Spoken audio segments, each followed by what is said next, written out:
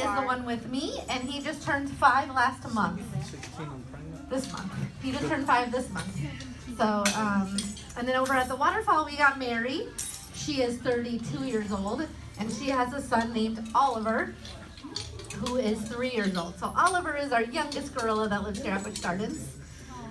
So the 4 that are out here right now, what is it? Mary and Pelly are also mother and daughter as well. So this is a big family group that's out here on Habitat right now.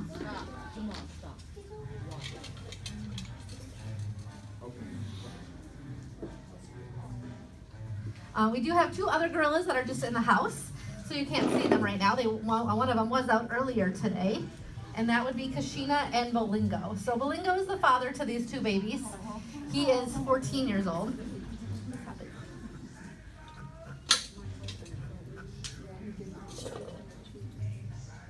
I think he just doesn't want what I'm giving him. Oh. He's acting like it's stuck, but it's not stuck. He says kiwi's not that exciting, guys. See if I give him a nut here. I bet that will work a lot better. All of a sudden, this port will work just fine. So Bolingo is the father to the 2 babies. He's in the house right now. He was out earlier today, if you guys did swing by and see a very big gorilla that's out here. Now, there is a misconception as to what a silverback means. Silverback doesn't necessarily mean that they are the dominant gorilla. It just means that they are a mature male. So NZ here will be got it back. NZ here will be a silverback gorilla. It's usually around the age of 16. And so all male gorillas, what is happening? So NZ will be a silverback gorilla, same with Oliver. Now dominance comes into play with who wants it, who has the personality to be that dominant gorilla. Look at that. There we go. So Bolingo is our dominant gorilla that's in this group. He is the father to the 2 babies. And then we have Kashina, who is our oldest gorilla, who is 47 years old. Gorillas in Africa typically live to be about 30, 35, but in managed care can live 40s and 50s. So Kashina is our oldest. She's still very, very healthy. She's been in managed care her whole life. So she has always been a spoiled gorilla. Oh, wait, you didn't go up. You cheated. There he goes. Yeah, good job. All right, so we work a lot of things with our gorillas to change every day up for them, to keep it always different, and to keep them guessing as to what's coming next. So doing that with NZ, as you guys can see, is number 1, it's fun. So you gotta go find the green dot on the habitat somewhere, and it could be anywhere. He enjoys going the farther, the better. He also enjoys climbing, so that was fun for him to do both in one. We do a lot of different things with them though. If you're watching Vicky with Pelly, all of this is to keep up on their health. We don't ever go in with any of our gorillas. These guys are about 10 times the strength of a human. Their play is very different than our play, and they want to understand that. They would want to interact with us the same way they interact with each other, so they wouldn't understand that they got to be different with us. So we are always behind a barrier anytime we interact with them. So out here, can see how much energy he's got. Out here, the training that we do, everything that we do with them is through positive reinforcement. So we want NZ and Pelly and all the gorillas to be excited when they see us. So that's the best thing we can do to build our positive bond, is to just work positive reinforcement with them. So nothing negative ever happens. If Vicky and Pelly are working a session and Pelly doesn't do the right thing, Vicky's just gonna give her a pause, ask again, or ask for something else. So that way it's never negative, it's always positive for them. And she's gonna get all these really awesome, fun treats. So you guys can see that we both have silver cups. We say these are the little magical cups because all the good stuff comes out of these cups. They're always really excited to see what they're going to get. A lot of times out here on the habitat, we're using their fruit. Can you see that? Okay, there these off. So we use a lot of their fruit for this training because fruit to them is kind of like candy to us. It's very, very exciting because they do get it very regularly, but it's just very good stuff for them. Then they also get a lot of produce items, so they can get things like corn and carrots and celery and broccoli and cauliflower and sweet potato. All that they get on a daily basis. Not every single one of those things. But each day is different for them. They don't know what they're going to get throughout the day. It's always going to be different for them. He is very excited about these targets today. He's just looking for the next one. So we're always changing up what they're going to get in the day. And just like you and I, they have a lot of different likes and dislikes. So sometimes they are super excited about that item that day. Some days they're not as excited. Yeah, he is ready for targets today. Woo! Put in a little pizzazz in that one. You guys can see he is a character. He has a lot of, he rolls. He has a lot of personality. He is just like his dad. He's got a lot of energy. He's a 5-year-old, so he is like having it, you're just even eating fast. He is like having a toddler in the house. He's got energy all day, every day. He does still take naps, but he is pretty much ready to go at any time. If you wake him up, he's ready to play. Now he has a brother, as you guys know, Oliver over at the waterfall. See if he'll climb all the way up here. He is 3 years old. Can you see it? There he goes. He's gonna climb again. Oliver is 3 years old, so it's really good that Enzi and Oliver have each other. That they can kind of learn to be gorillas. They can kind of learn how to, they play a lot with each other on an everyday basis. And they kind of learn what to do with being a gorilla as well. And then they don't have to bother their moms every single day because they have each other.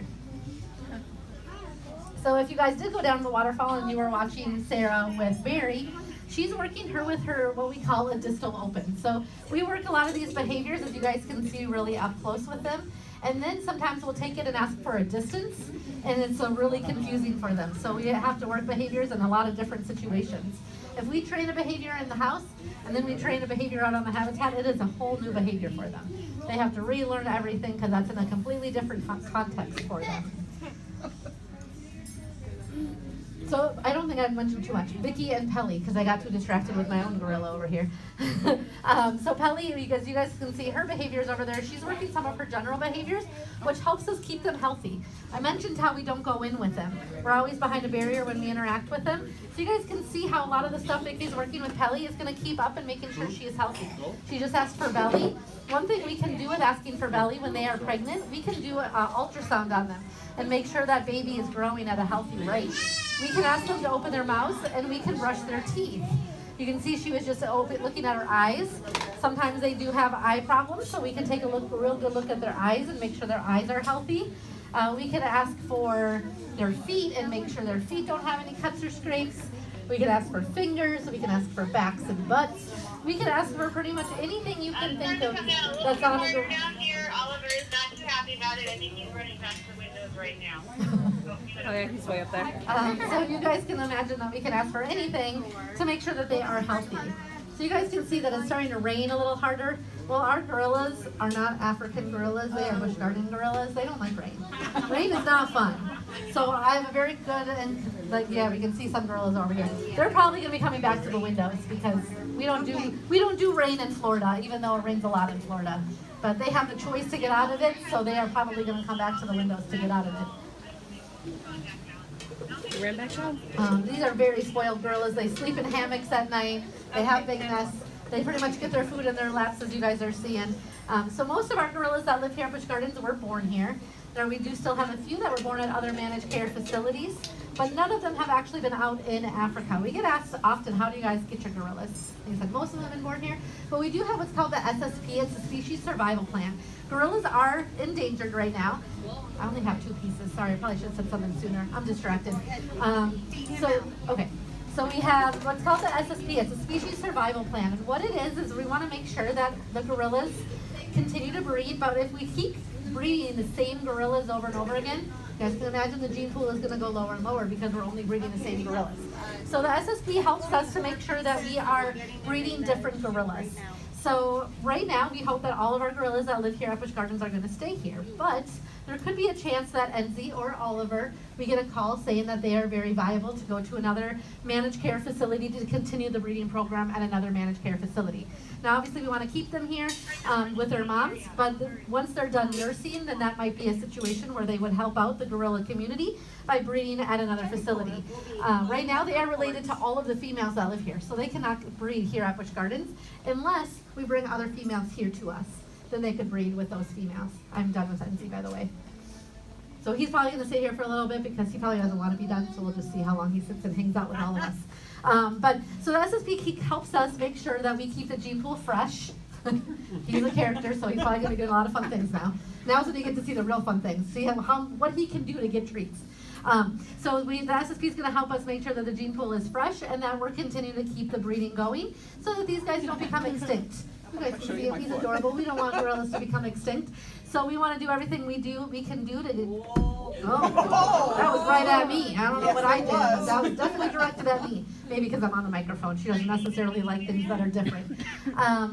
But we want to make sure that these guys don't become endangered. Now, there is a big thing that all of you guys can do to help us help them, and what that is recycle your cell phone.